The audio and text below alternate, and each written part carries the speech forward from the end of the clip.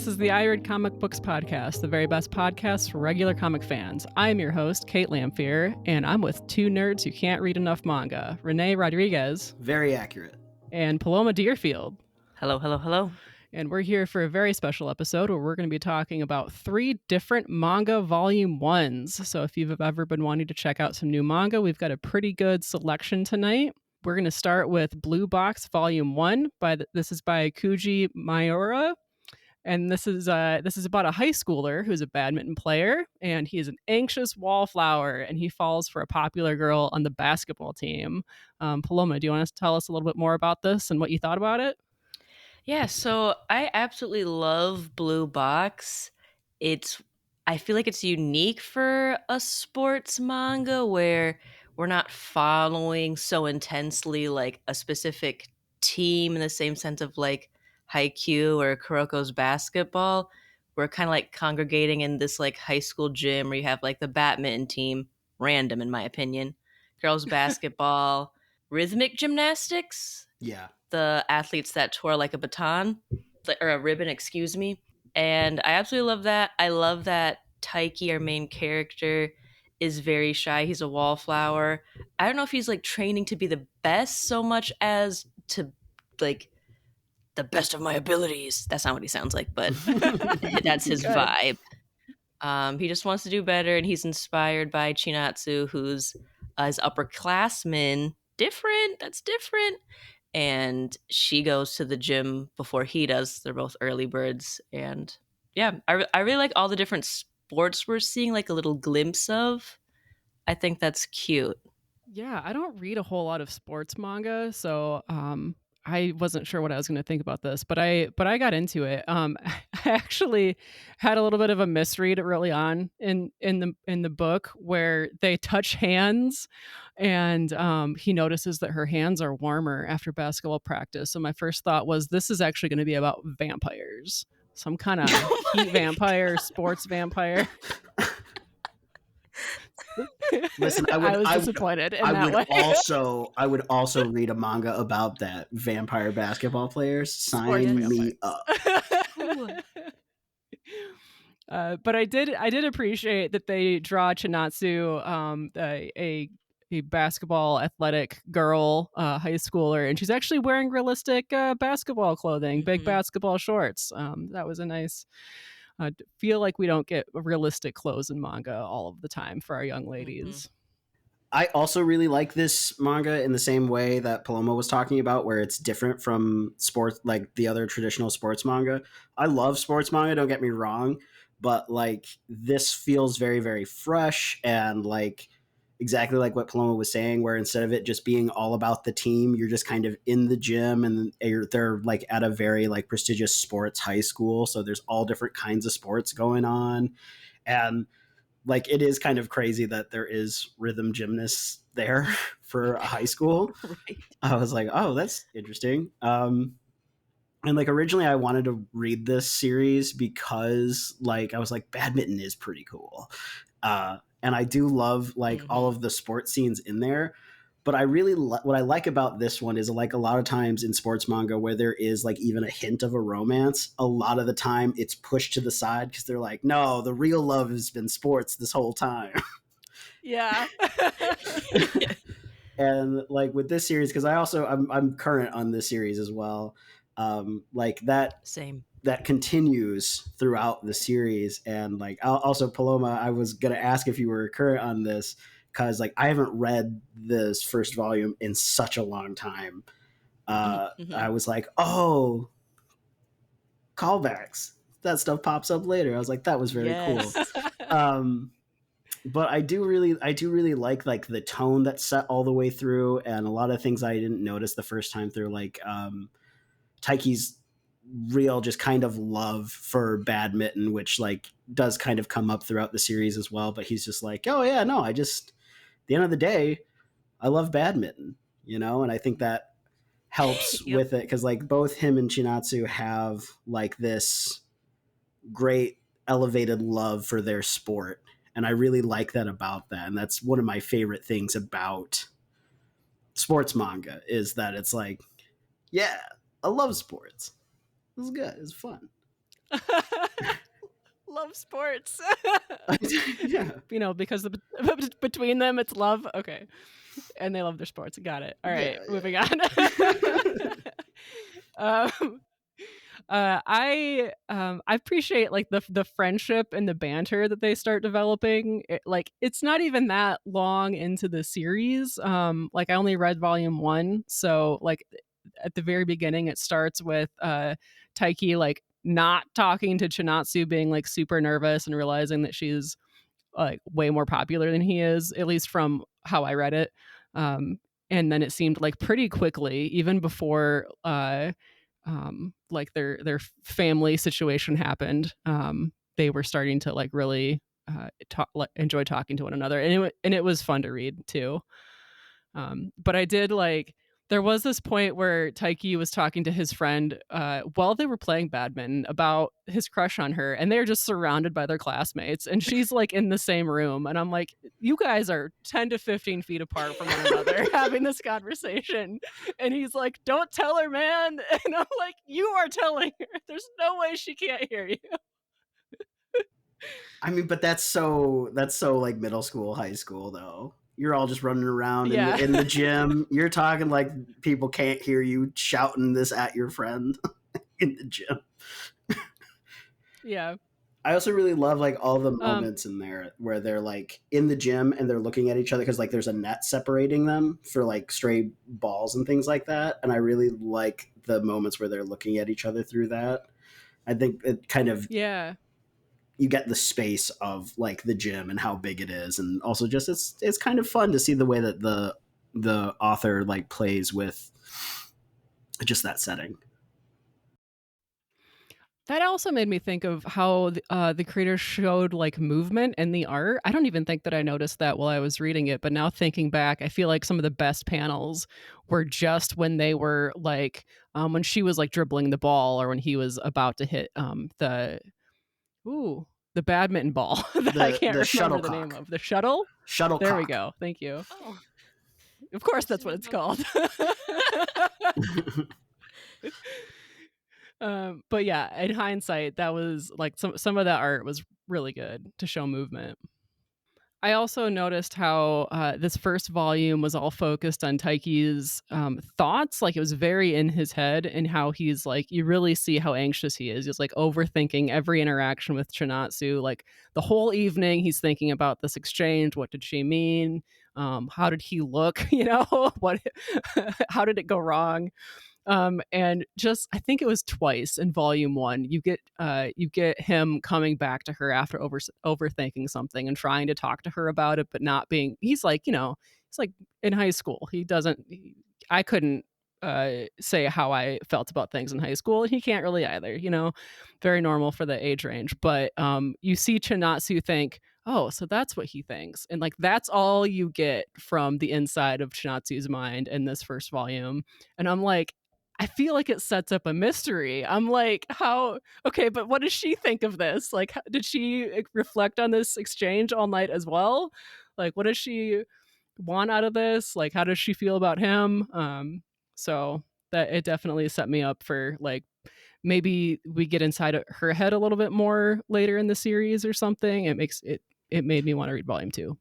Yeah, I kind of actually found myself because like I was just reading this on the Shonen Jump app, and I had to check how many volumes were in volume 1 because I just kind of was going to keep reading. And I was like, I Yeah. forgot that I do really like this series, because I did stop for a hot second because like there's also some other like pretty classic like romance manga tropes in it, and sometimes I'm like, I don't want to know. I don't like when they do that. So I was like, I don't want to do it. But then I was like, well, how did they do it nationals though? Or like, how did Yeah. they do it? I'm like, it's the perfect mixture, and I keep finding the way back. But I do also really love, like, I know we talked about the way that they had the clothes drawn and stuff like that, but I really like just the way like the little details are and everything. Like the ribbon she gives Taiki, I really love that shot of when we see it and it's tied on his ankle and you see all the detail on the Yeah. ribbon. And I really like, because there's small things on that, because there's some panels where it's very open and there's not a lot of detail in the back, because it's like, oh, it doesn't really matter. This is what we're focused on. But like there's little things in the kitchen, in Taiki's room, and I really love the art on it. And it feels very like, even though it's in black and white, it feels very light blue in a sense. So it's like very calming as a read, but like I really like all the details in there and the shading and thing like that. So I didn't know if how you guys were feeling about the art other than what we've already talked about. I really love the art. It feels like there's like a sketch vibe to it. I feel like in like the hair and their faces, there's like a lot of good kind of like line detailing on their faces. I really like how the creator draws hair, Yeah. and they're like blushing, but they're not blushing out of embarrassment, but they're blushing because they're exercising and working hard. I'm a huge fan of the art. I feel like it's like great expressions, and I like the how the creator draws eyes. Yeah. Yeah, I agree. Like there was that scene where Taiki's talking about the way that Chinatsu was practicing after they lost nationals the year before, and she kind of remembers that, and they do that close in. She's all flushed, but she's also like there's that energy with it. I know exactly what you mean. Yeah, Yes. that is very, very good. I like that as well. I've been talking for years about how I was finally going to get a Viz or Shonen Jump $2 or $3 a month subscription, and I've been just avoiding it using Hoopla or K-Manga or something. And I had to get the subscription for this, so this might keep me on the app for a while. Yeah. One of us. Do you guys have any final thoughts about this book before we move on? It makes me want to watch badminton, I guess. Yeah. Yeah. Oh, speaking of watching, this is gonna become an anime in October of this year, 2024. Yo. So, Watch party then. yeah. Yes. All right. So the next book we're going to talk about is called A Condition Called Love. This is by Megumi Marino, and this is a romance manga about a high schooler, Hotaru, who wonders if she'll ever know what love feels like. And then a classmate, Hananoi, suggests that they go on a like trial dating period. Yeah, this one is also already an anime. Did not know that. Yeah. I feel like I keep telling myself that I don't like high school romance manga, and then I pick up a high school romance manga and I end up reading at least the first 3 volumes, and it's happened again with this one. Yep. Yeah. Man, when it hits though, it like hits, you know. Like I was strictly Yeah. shonen for a very, very long time. But like I'm not gonna lie. I like a good high school romance apparently, because I keep reading them. Yeah. Yeah. Learning a lot about myself recently, you know. I feel like they can be kind of tropey, and this one really isn't an exception or anything, but at the same time, like especially in this book, with this with one of the characters pursuing the other one almost too heavily sometimes. He does these like huge gestures, like he's always there looking for something that he can do for her. Like he digs like a ring or something, or a hairpin out of the snow. Like he searches an entire sports field for it. He's up all night. Or he like runs across the city because he figures out that she's free one evening or something. Like this is a little bit too extreme, guys, but at the same time it's really sweet. I love all the like soft shading on some of the panels, like when they're looking at each other, like when they share the bun and like she's eating it, she's like, it's so Yes. good, and there's all the sparkles around her, and he's just like Yeah. but like the She's light, so beautiful. yeah, the light shading I think really does kind of emphasize those kind of like softer moments, because like there are times where like the lines are a little bit darker and thicker, and you kind of get that, or at least I got that feeling where I was like, I don't know if I entirely feel safe around him. Like he seems like there's something there. Yeah, he can be a little much. Yeah, I'm like, someone get a hose or something. I don't know. But then like those the moments where it is really really sweet, and like again those pauses where there is no dialogue and they're just kind of looking at each other, like those kind of like tiny little breath of moments are what I really do find enjoyable in romance mangas. And like it kind of does sort of really emphasize that this is very sweet. And I also especially love a lot of the attention to detail on their eyes, like when when the characters have a Hmm. realization or they are staring at each other, and you just kind of get a partial view of their faces looking at someone. And even though you're not seeing all of their profile, you can really sort of understand the emotions they're going through, which I don't know. I think it kind of again adds that extra sprinkle of sugar for this series. Yeah. Paloma, what did you think about this? I definitely think the dude mate Hananoi, the main character, he was like a came on so strong for me, where I was like, Yeah. what's the motivation here? I think he's just drawn in such a way where he's like drawn as like a traditional, extremely handsome, like boy love interest, but he just looks so sinister sometimes. Like Yeah. to Renee's point about like the line weight, where I'm just like, what are we doing here with this guy? Yeah. But I I was left like wanting more and excited to read more after I finished volume 1. I think even though he shows his love very oddly in a way that I would not condone if I knew him in real life, I like how genuine it seemed. He really was excited when Hotaro was like, "Oh, I'm happy," or like when he got her to smile. I do like it when the guy pursues the girl in like these high school romances, because I feel like we often are in like the girl's head and she's like already enamored or enchanted with the guy. But I like how it's a little bit opposite there. Yeah, I liked the end of volume 1 a lot, because there's this moment where he tells her why he likes her, and like he goes on for a while, and but it's all so sweet. Like it's very observant, and like as a reader it helps me reflect on the characters also, and I'm like, "Oh yeah, this is like how she is written consistently throughout the whole book." And I hadn't really reflected on that. Mm, So that was just kind of like a cool moment as a reader too. for sure. Yeah, I feel like this character has Hananoi, the boy, has some like abandonment issues or something, which Yeah. is pretty consistent with what we find out about his family life in the first Hmm. volume. So Yeah. it was like she was nice to him one time, and now he's in love. Like my poor little boy. Somebody pay attention to him.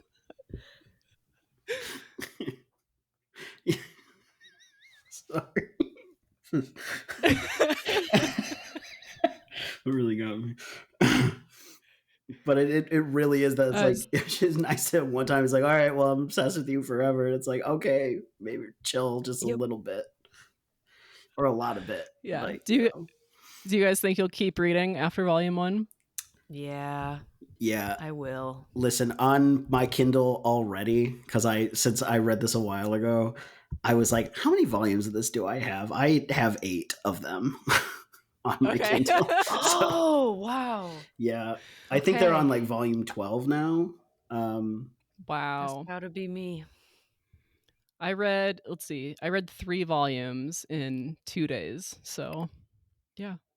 Glad that even though it's a little bit tropey, we all enjoyed it. I mean, trope's gonna trope, and sometimes I'm here for it. Yeah. A lot of times I'm here for it. Yeah. They're common for a Yeah. reason. Listen, honestly, if any manga, doesn't matter what genre, if there's a tournament arc, I'm like, listen, cancel my plans. Yeah. Oh, that's funny. I might have to think about that. Do I like a tournament arc?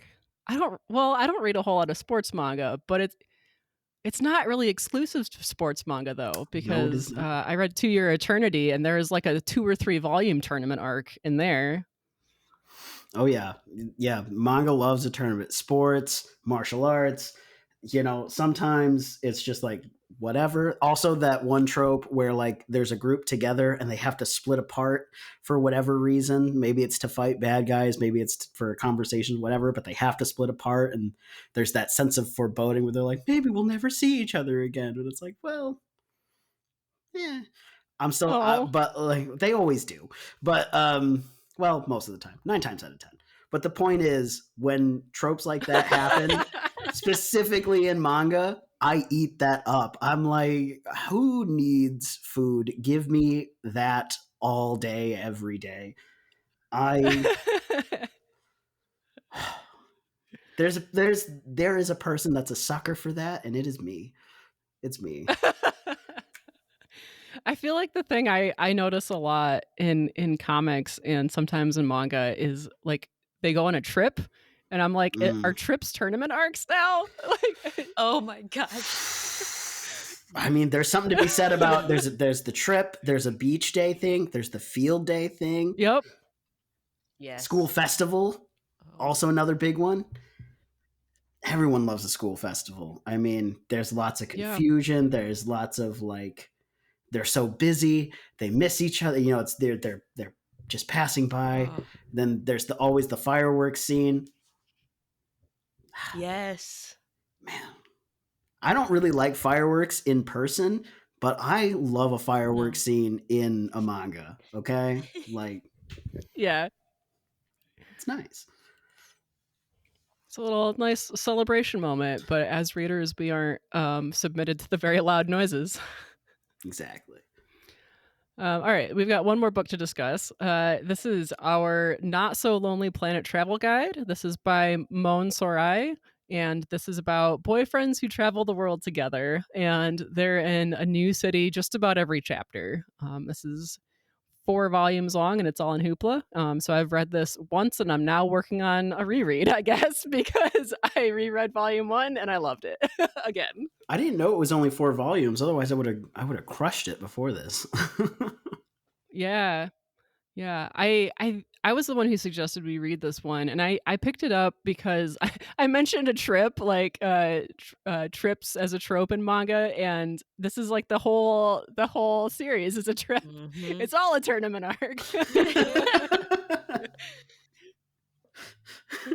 But this is a slice of life book involving. I mean, it's all a physical journey, and I love physical journeys in my books. And the characters, I feel like every single chapter, you've got new side characters that you meet just briefly. They all have their own stories, and they all have their own like. I don't want to say they give the characters like direct advice, but the characters learn something new with every new person that they spend some time with, which is sometimes like just a meal or getting directions or something. But I feel like they pick something up every time. So the characters are constantly learning about like themselves and one another, how to like communicate, what they want out of their relationship, like just kind of building their bond. And I feel like in this first volume, you only get so much backstory. Like their backstories are almost a little bit mysterious. So I think that's one of the things that kept me reading the whole series the first time. Yeah, because like they mentioned that Asahi had a procedure and that he's recovering. He got cleared from his doctor, and we even see the scar. They do not mention what surgery he had at all. Yeah. And I'm like, okay. It's like, is it because they bring up his stomach, but they bring up other things? So I was like, I thought it was something to do with his heart at first, and then I was like, but why bring up the stomach thing? I was like, is it a stomach? I was what? Whatever. But I was here for it all the way through. Yeah. I really like their dynamic as boyfriends. I feel like it's the classic. I think Mitsuki is the like more puppy dog, friendly socialite. He's also a photographer, which would explain why he also could be more extroverted. I really love his energy in juxtaposition to Asahi, who's like way more shy. He has to plan. He wears glasses, so of course he's a little bit more serious. And I really like that, and how they're drawn, where like Mitsuki, again, the puppy dog one, has like curly lighter hair, and then Asahi has like a middle part straight hair. I just like their energies Yeah. together, especially. I've seen the trope a lot lately that if you've got two boyfriends, one of them is the golden retriever and one of them is the black cat, and I feel like that is very clear in this book. Yes. Yeah. And like I also think that like in the little side story at the end of the volume where they're like getting ready to go on their trip and Mitsuki gets his haircut and like he's very very shaggy, and then when he gets the haircut and he comes back and it is exactly like he's a dog. Like he's like, "What do you think? Yeah. Look at this. Look at me." I like that story now too. Now that you've mentioned it, like I feel like we don't get a whole lot from Asahi in this first book about his affections toward Mitsuki. Like I feel like he's a little bit standoffish, like meeting new people. He doesn't know if they're gonna be supportive that they're dating or anything like that. Like he doesn't want to be totally upfront about himself or the relationship. Whereas Mitsuki is like, "This is my boyfriend. This is my boyfriend. Hey guys, I'm dating this man." Yeah. But I feel like in that story at the end, you kind of get the in love heart eyes, and I'm like, oh, this is nice to see from Asahi. Yeah, that's a good point, because also like throughout the whole series, like Mitsuki's also just like, yeah, when we're done with this trip, we're gonna get married. He's like, yep, not only are we dating, we're in love. And Asahi's like, why are you talking right now? Why are you telling? They don't need to know our business. But there's something so very sweet about, especially like in the last chapter of this book, where Asahi is kind of, he's drunk and he's opening up to the fact that like they've been through this, and he's like I hate, he's like, I know that I'm like that to you, or that I kind of want to hide and not show our personal business, but he's like, when you did it in this scenario that happened, he's like, while I understood it, I absolutely hate it, and I do want to be that way with you as well, where I'm excited to tell everyone how much I adore you and things like that. And it was very very sweet.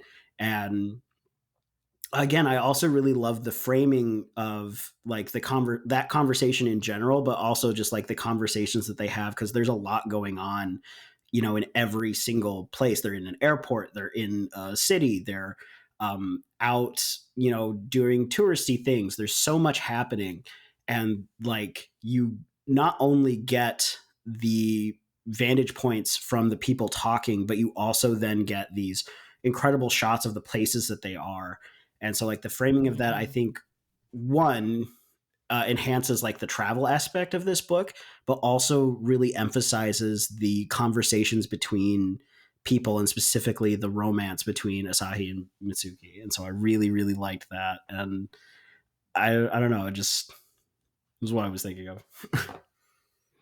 Yeah, I feel like this book really captures what it feels like to travel, especially like the first place that they go, they have some trouble finding their hotel or something, and I'm like, oh no, the worst way to start a trip. But then that's how they meet their extra friend that they meet, like the best person to meet their first time out. And I feel like they, especially right in chapter 1, like when they're anxious at the airport, and then when they're first landing, and I think it's Thailand that they go to first, like they bicker quite a bit. But I feel like they'll butt heads a little bit, and then there'll be like a silent panel, and then they immediately start like apologizing to one another and like unpacking what they meant, and like, oh, you can tell that they've been together for for a while, and that they want this relationship to work and everything. See, that's very interesting, because I actually didn't know how long that they had been together until like the last chapter of the volume, because of the way that Asahi was kind of like acting. It made to me feel like the relationship was very very like new or fresh. So I was, because like I don't know, it seemed like the bickering was a lot, and I was like, does he even like him? I guess. Yeah, that's true. Sometimes it does seem like that. Yeah. So it was very interesting, but I did start to feel that way, Kate, like in that last chapter again, when they also started opening up and all of that. I was like, okay, so it does kind of feel, it is feel more long, because like at first when Mitsuki was just being like, yeah, and then we'll get married afterward, it was like, whoa. This is the pre-honeymoon, Yes, not the yeah. post-honeymoon. I was like, we're just moving right along. I was like, all right. Yeah. Pick out our bags, go to the airport, travel around the world, get hitched. Mhm. And I love that extra chapter for that as well, like showing the way that they pick their bags and the differences with it. And also, it's nice to learn Yeah. something too, like having the details of the bags and the things that they're bringing on their trip. I was like, Yes. that's a nice little touch. Yeah, so one of them picked out a bag that has both backpack straps and also like a rolly part of it, and I I started looking for a luggage like that. I'm like, this is the coolest thing. It's so expensive though. You're not just bringing any bag, on a trip around the world. It's got to last all the way around. And you have a conversation piece that way. Like somebody says, "Oh, I like your bag," and you can say, "Oh, thanks, I learned about it in this manga." It's great. I thought you meant in the manga. I was like, oh yeah, I guess that's true.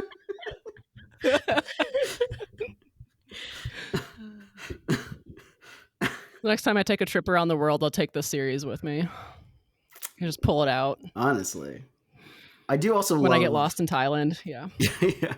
I did love the light pants that Mitsuki gives to Asahi for, like, he was like, oh yeah, one of my friends brought this from when they went, and so it was great. And he's like, don't you worry that it makes us look like tourists? Well, we are tourists. I was like, yeah, Mm-hmm. embrace it, do it up. Yeah.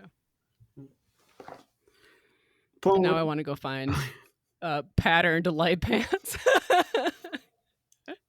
Yeah, pants don't have to be as thick as they are.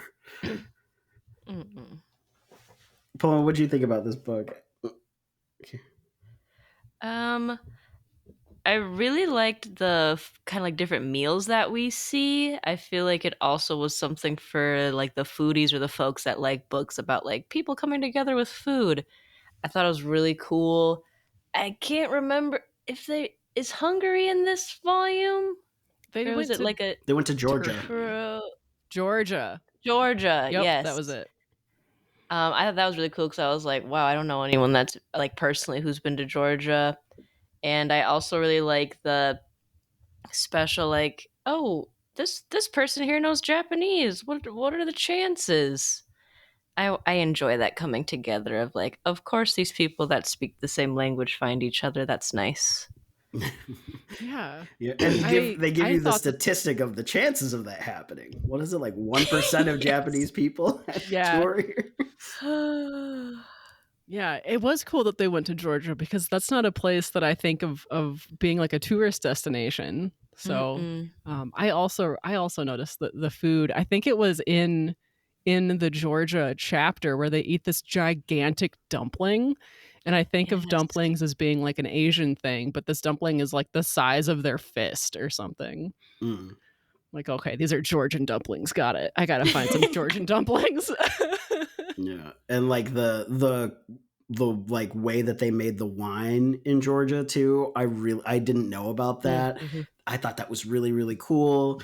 And like it made me think of Drops of God, even though it's completely different in tone. But I was like, oh, that's very cool. And like Paloma said, like all the different things that they have with the food, because like there was the in-flight meal, they had the ramen, they had the Indian food, and they had the Thai food, and all of that was cool. And it's nice to read a manga where they're eating food, where you don't have to be worried about reading it in public. Looking at you, Food Wars. And don't get me wrong, I enjoyed Food Wars or Shokugeki no Soma, whatever. I enjoyed that, but like trying to recommend that book to other people is difficult. And this one, you don't have that problem. Yes. Yeah. Definitely makes me glad that we live in a city where there's a large diversity of restaurants, because I'm like, okay, great. I've got a weekend coming up. I can go try food from a place that I haven't tried before, that can be from a different, like a totally different cuisine, nationality. And it makes me very thankful that we live in a nice food area city. Agreed, because I thought something very similarly, where I was like, oh, that's very cool. And like, even when they were doing like the street food in the different places, I was like, oh yeah, street food slaps. And like they even did like, he's like, oh yeah, I tried making this at home once, and they gave the directions. I immediately was like, well, I'm gonna try making that someday soon. That looks dope. Yeah. Yeah. Oh, you mentioned the in-flight meal. They had like a full ramen like dish with side dishes on their little like fold-out tray tables, right? Like that's how I read it. And I'm like, how do you not just like accidentally like there's some turbulence or something, or somebody has to get up to use the bathroom and you've got like 7 dishes in front of you. And at the same time, I want that on a plane, please. Yeah. Like, man, like just all the side dishes in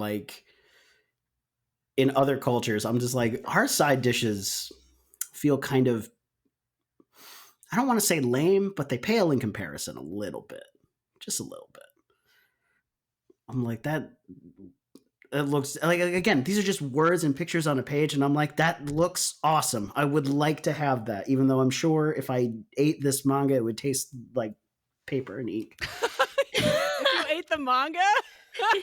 Listen, I think we all know I wouldn't eat the manga. It's too precious, and I wouldn't be able to read it again. So, yeah. But still, it's like, right, I'm salivating looking at these pages and being like, that does look awesome. Where do we get that? How do we get that? And like, I personally don't have like the travel bug or whatever everyone calls it. I'm like, yeah, that's cool. That's great. Some people like that, whatever. But like, I don't have like that very kind of natural desire, like, let's go on a trip. But reading this manga, I was like, that would be very, very cool. Like, that's an awesome like situation. And like, what a decision to just kind of be like, because also like they hinted at this in the manga where he's just like, come travel the world with me. And I'm like, listen, like it's been a very swoon worthy selection of manga here. That one I was like, I would swoon at that one. I'd be like, yeah, go see the world with you. I guess, yeah, all right. Guess we're doing it. Yeah. I think that they mentioned the Asahi was like a programmer or something, but I definitely was like, how are these young men affording this? But they have like if you're a programmer, like maybe he made enough money or something before he got sick. And then Mitsuki was a photographer, so like he's getting content basically by going on this trip. But every time they're like, we're just going to fly here. We're going to stay here for 4 days. We're going to go to this giant dinner. And I'm like, this is so much money. Yeah, I was actually worried when they had their first meal in Thailand, because like even the person they met was like, oh, you just straight up believe me? Wow, like I am a good person, but like just don't do that. But like then they ordered a ton of food, and I was like, yo, are they like balling out and they don't know what the prices are, and it's going to turn into a like, we ran out of money and we're stuck here? And luckily that didn't happen, but that was where my mind went first. And I was like, oh, that's crazy. Because that was the other thing, was like they do like say the currency of the places that they're in, but like I didn't see this in the margins of like, the exchange rate. So I was like, I have no idea how much, if this is good, if this is bad. But so I was thinking about that too, where I was like, how are they affording all this? And I was like, but I guess it doesn't really matter in the long term of the story, I guess. I don't know. Yeah. So you guys like this manga enough to read all 4 volumes? Yeah. I have all 4 in my home. You have them all? Did you just buy them, or have you had them? I've had them. Okay. I might also have to obtain all 4 volumes physically. Yeah, I'm going to obtain all the volumes and probably have to get another bookcase. Yeah. This is what, your 3rd or 4th manga bookcase? Incredible. It'll be the 4th. I had to quick count. All right. I'm glad that I've kept up. I was like, you can see 2 of them in the back here. Yeah. And you can see there's a stack of books that's growing. So I'm like, oh no. I had that. I was like, oh no, I have to get another bookcase. Aw, Shucks. shucks. Oh no. The wonderful people who write manga keep making bangers. The horror. Yeah. But I actually Yeah. wasn't sure if I was gonna like this when you had mentioned it, Kate, because I was like, oh, I don't know. I'm not really a travel person, and I don't read too many slice of life, although I've been reading more and more. And then, like, I think it was after the first chapter or two. It was the when the plane took off and they were doing the cloud shot. I was like, I'm in. I'm in. I don't think we've talked about this. This Yeah. book is gorgeous. Yes. Yeah, just a feast for the eyes. So I mean, if solid recommendation from Kate, if it hasn't been said already. Yeah. Oh, thank you. Yeah, I looked for more books by this creator, but this is the only one that I found so far. If they have done other work, I haven't found it. I would definitely read it if they did, though. When did this series come out, actually? Let's see. Volume 1 was released in 2021, so it's not too old. Oh, Okay. interesting. All right. Well, do you have any final thoughts about any of these books, or maybe what we should bring to a future episode about manga? Maybe favorite tropes. Yeah. Pick Yes. a genre and we Ooh. have our favorite tropes. That would be a fun Yes. We'll have to coordinate ahead of time so that we're all not picking the same trope. Yes. Although that would be very funny. Be very solid. Yeah, 45 minutes about there's only one bed.